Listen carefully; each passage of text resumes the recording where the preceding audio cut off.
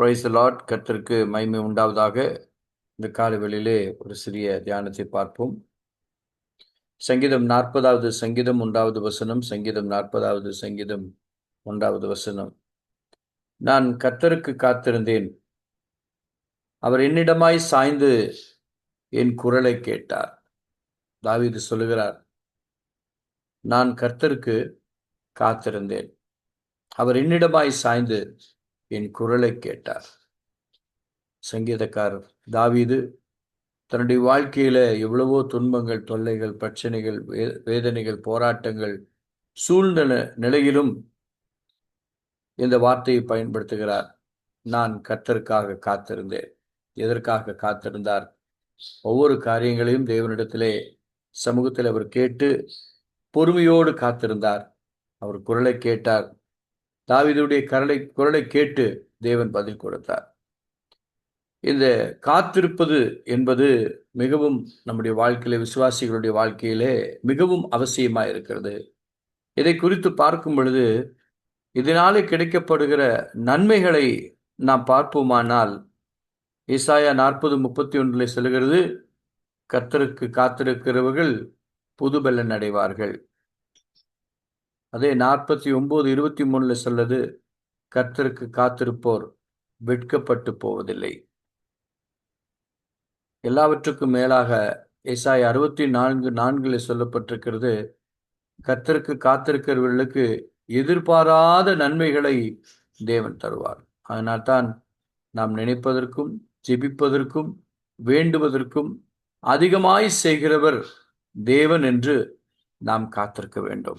அப்போ காத்திருப்பதினாலே மற்றொன்று, பூமியை அவர்கள் சுதந்திரித்துக் கொள்வார்கள். பூமியை சுதந்திரித்துக் கொள்வார்கள் என்றால், வானமும் பூமியும் சகலவற்றையும் தேவன் ஒரு வார்த்தையினை உண்டாக்கினார்.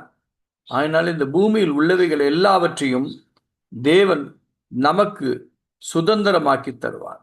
இந்த சுதந்திரத்தை தேவன் யாருக்கு தருகிறார் என்றால், கர்த்தருக்காக காத்திருக்கிறவர்களுக்கு தேவன் இவ்விதமான நன்மைகளை தருகிறார். இதனுடைய காத்திருப்பதற்குரிய ஒரு சில வழிமுறைகளை வேதம் வெளிப்படுத்துகிறது. வழிமுறைகள் என்றால், காலையிலே வந்து ஆயத்தமாகி கர்த்தருக்காக காத்திருக்க வேண்டும். இது முக்கியமான ஒன்று. இதைத்தான் நாம் இப்பொழுது செய்து கொண்டிருக்கிறோம்.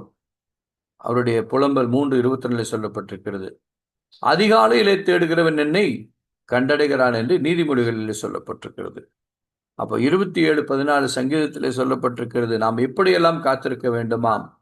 திடமனதோடு காத்திருக்க வேண்டுமாம். என் தேவன் எனக்கு செய்ய வல்லவர் என்று சொல்லி ஒரு திட மனது நமக்குள் காணப்பட வேண்டும். எல்லாவற்றுக்கும் மேலாக பொறுமை. இந்த பொறுமையை குறித்து அநேக இடங்களிலே சொல்லப்பட்டிருக்கிறது. தேவன் ஆண்டவராக இயேசு கிறிஸ்து பொறுமையோடு தன்னுடைய பிதாவின் சித்தத்தை நிறைவேற்ற ஊழியத்தை செய்யும்படியாக எல்லாவற்றையும் அவர் சகித்து கொண்டார். அப்படி என்றால் அவருக்குள் காணப்பட்டது அன்பு, சகிப்புத்தன்மை, தாழ்மை.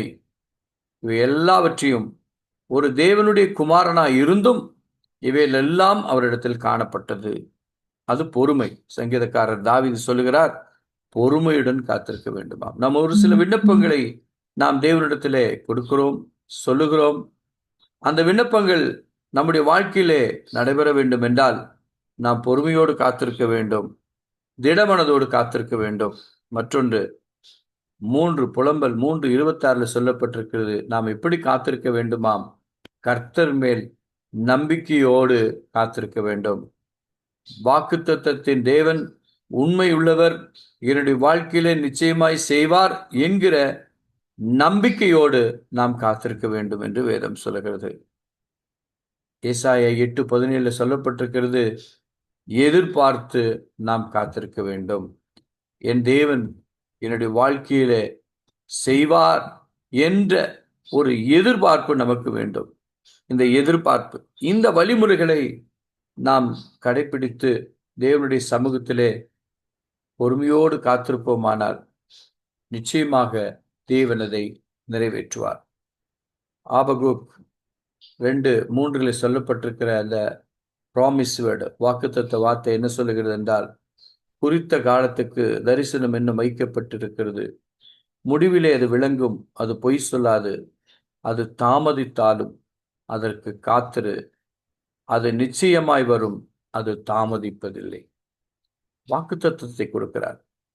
நிச்சயமாய் வரும். அது தாமதித்தாலும், அது காலங்கள் கடந்தாலும், நேரங்கள் போனாலும், வருடங்கள் போனாலும் பொறுமையோடு காத்திருங்கள். கர்த்தர் ஏற்ற நாட்களிலே, வேளையிலே கர்த்தர் உங்களுடைய வாழ்க்கையிலே செய்வார். இதைத்தான் நாபகுக்கு 2:3 சொல்லப்பட்டிருக்கிற ப்ராமிஸ் வேர்ட், வாக்கு தத்தங்கள். எவ்வளோ வாக்கு தத்தங்கள் ஆண்டவர் கொடுத்திருக்கிறார். இந்த வாக்கு தத்தங்களை எல்லாம் நாம் சுதந்திரிக்க வேண்டும் என்றால் பொறுமையோடும் திடமனதோடும் அவருடைய சமூகத்தில் காத்திருந்து பலனடைந்து அவருடைய சமூகத்திலே வந்து அவரை நோக்கி விண்ணப்பம் செய்து பொறுமையோடு காத்திருப்போமானால் நிச்சயமாய் நமக்கென்று வைக்கப்பட்ட தரிசனங்கள், நமக்கென்று ஏற்படுத்தி வைத்திருக்கிற நன்மைகளை நிச்சயமாய் நம்முடைய வாழ்க்கையிலே தருவார்.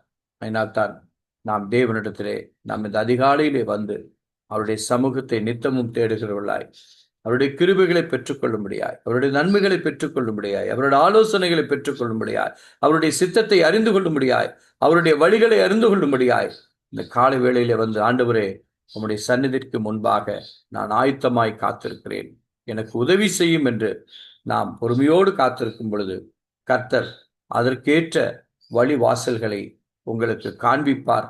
அந்த வழி வாசல்களை உங்களுக்கு திறப்பார். அதிலே நீங்கள் நடவுங்கள். பொறுமையோடு திடமனதோடு இருங்கள். கர்த்தர் உங்களை ஆசீர்வதித்து அவருடைய சித்தத்தின்படி நன்மையானவைகளை உங்களுடைய வாழ்க்கையிலே அவர் செய்ய வல்லவராயிருக்கிறார். ஆகினாலே நாம் பொறுமையோடு காத்திருப்போம். தாமதித்தாலும் அது நிச்சயமாய் உங்களுக்கு கிடைக்கும். ஆண்டவர் உங்களை ஆசீர்வதிப்பார்.